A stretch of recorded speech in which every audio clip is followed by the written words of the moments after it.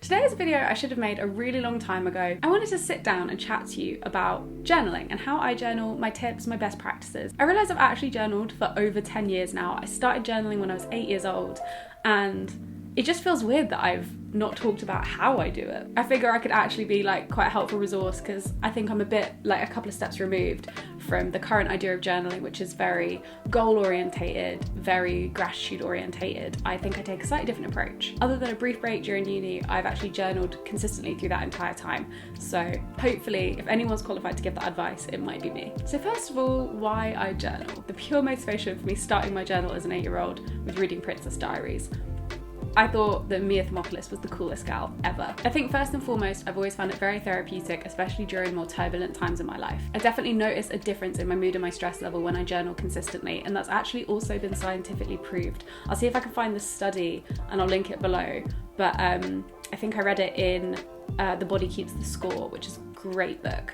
But basically they got veterans to journal 20 minutes a day, and nearly all of them said that their mental health, or they felt a noticeable difference in their mental health. And it does mean, because I see the benefits, I do tend to lean into journaling more when I'm stressed. Also, I just love keeping a record of what's going on in my life at that present time, because I do like to look back on my journals later in life. If you've ever watched one of my reading my old journals videos, there are some gems. If you've watched them, then you know. Which leads us swiftly on to how I journal. For me, journaling consistently is journaling from every couple of days to every few weeks. I know for some people that doesn't sound consistent, but if there's anything I've learned about consistency, it's that it's doing the repeated action at a pace that you're comfortable with. I don't often need to write every day. There's not really a reason for me to, but I do find it really therapeutic when I do write. I feel like making yourself write every day is unrealistic for a lot of people. I know that when I'm actually in the full swing of life, it is busy. I am a busy woman, I'm self-employed, and being self-employed and running your own business basically means you work late a lot of the time, you're juggling a lot of stuff.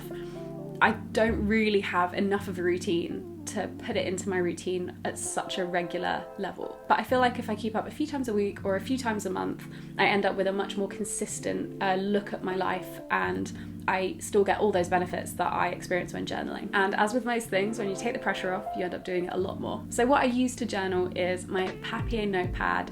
I really like the Papier ones, but I've actually used a whole bunch of different journals over the years, and I've loved a lot of different ones. Some of the old ones I've used, I got from Paper Chase. I've bought some decomposition notepads in the past. There's been a real range, but I'll show you just a couple. At the moment, I'm loving this Papier one so much. The pages smell amazing. It's like a smell bath every time you open it. That fresh, crisp page smell.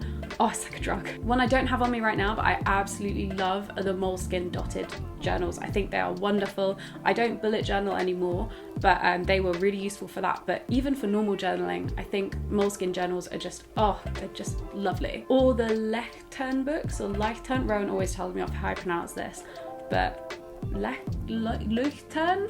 I don't know. Those journals, delicious as well. I currently use a lined journal as well. I've often just use plain journals. I write relatively straight normally anyway, so I don't feel the pressure to have lines, but lines just looks nice, makes it easier. Okay, we have to talk about this pen. These are my ride or dies, these pens. These are the 0.38 Muji pens. These are by far the most affordable and the best pens to write with, in my opinion. They stopped selling these for a while in the UK, and when we went to Singapore, I saw them in a Muji store and I bought 3 packs. I was like, we can't run out of these pens. I don't know when I'm gonna get my hands on them. It was a mentality of scarcity. I'm the problem with the toilet roll. I'm the toilet roll hoarder in my future middle-aged self, but these were so good. Luckily, they started selling them again in the UK. They're just amazing, absolute faves. I don't like writing with the 0.5s. I don't know why. I think they make my handwriting look bad. These are just, Then there's also a third element at the moment to my journaling. You can laugh, but I bought loads of stickers. I just felt like I'm probably not going to draw anything. It's a lined journal, but I do like a bit of decoration. Sometimes I'm in the mood for that. Sometimes I feel like I've got a bit more time and I can just do a bit more stuff with the journal. So I bought some lavender ones. I kind of have some plant botanical stickers. I also have ones that represent the weather, so I could do a little sticker if there was interesting weather that day.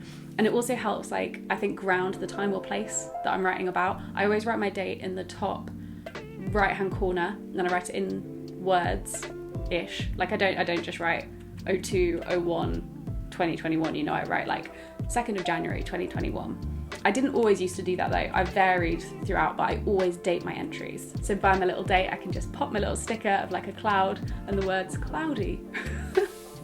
I don't know why I really like that, but I think it's a nice touch at the moment. Also, I think it takes off some of that pressure that some people feel when they write in a journal that's like, oh no, like I might keep this forever, it needs to write well, it needs to read well, I need to write the best thing. I think having stickers kind of takes that pressure off. I bought all my stickers, this is a phrase I just didn't think I'd say. I bought my stickers from Fall In Design, they're a Korean stationery supplier.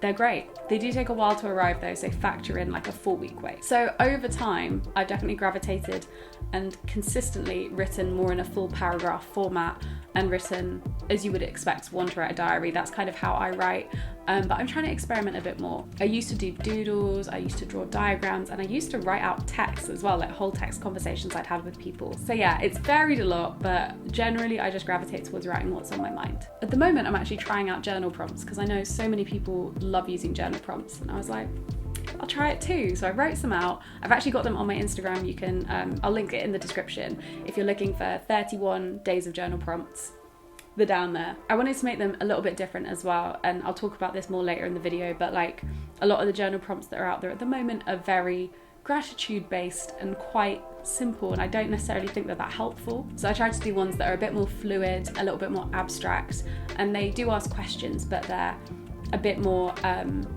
they're less direct basically, and you could use them for art, for poetry, for whatever you want. So those journal prompts are linked below. Again, I'm not using them every day, but I do have a lot more time at the moment, so I'm using them a fair bit because, as you might know, we are in a national lockdown.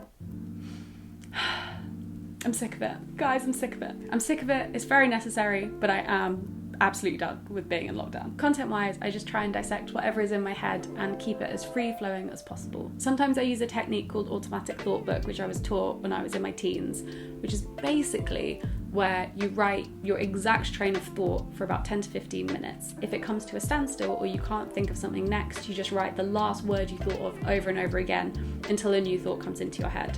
It's incredibly freeing. It's really good for loosening you up. I wouldn't necessarily keep all of the automatic thought book stuff. Sometimes I do. Sometimes it feels a little too vulnerable, a little too much, if that makes any sense.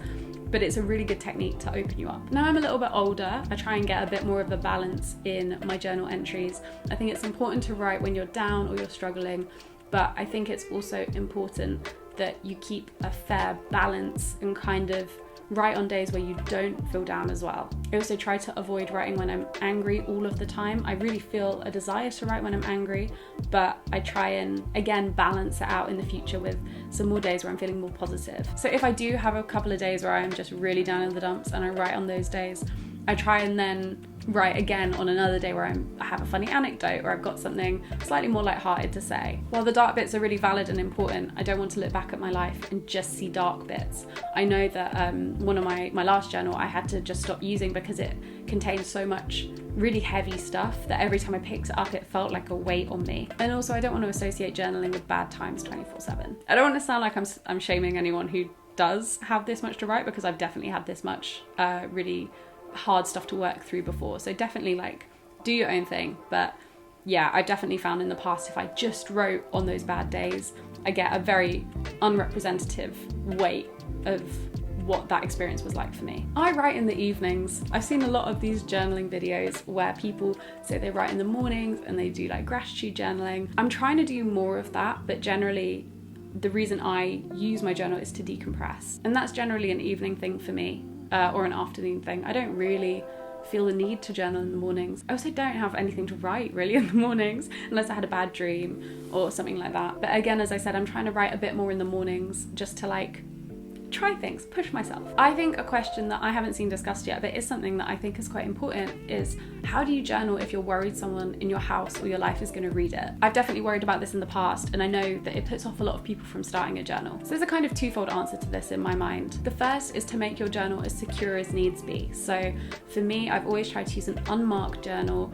I try and put it somewhere a place that I don't think people are going to see if they're cleaning or tidying, like under my bed for example, or just in a random drawer. This is more for those situations as well where you really don't want someone to find it, Whereas I've been very transparent, like in my current relationship, Jack knows where my journal is, Jack knows I journal. It's literally sitting on the side and I just trust he won't look in it, and hopefully he trusts that I'm not slagging off our relationship in it. Other ideas for hiding journals are a box that you don't think people would look in, or if you're really worried, I'd recommend keeping it digitally and having a lock on it so that no one else can access it, maybe in an app, for example, like a random app, or putting it in a Word document that's locked. Like, I know there's ways of doing it, I've never tried it myself. And then the second part of this is I try to write honestly, but to not write anything I would deeply regret if a loved one read it. So for example, I share my honest emotions, but I try not to call people names or say anything particularly hurtful about individuals. Because I know as well, when I read that back, I might not feel that way later down the line, and I might regret even writing it,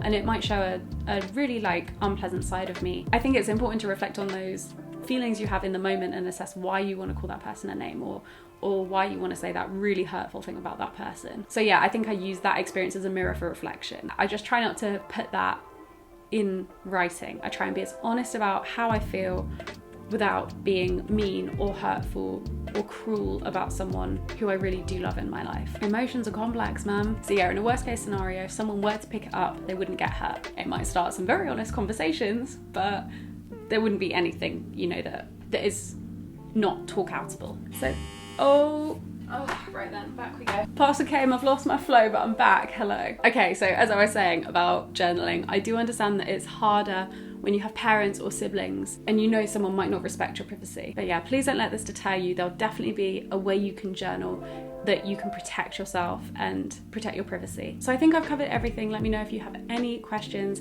in the comments. Do let me know. There are some other great journaling videos as well. I will link them in the description. Some really lovely creators I follow have made them, and they take a different approach to me, so they might be super helpful for you. Oh, I've still got half my coffee.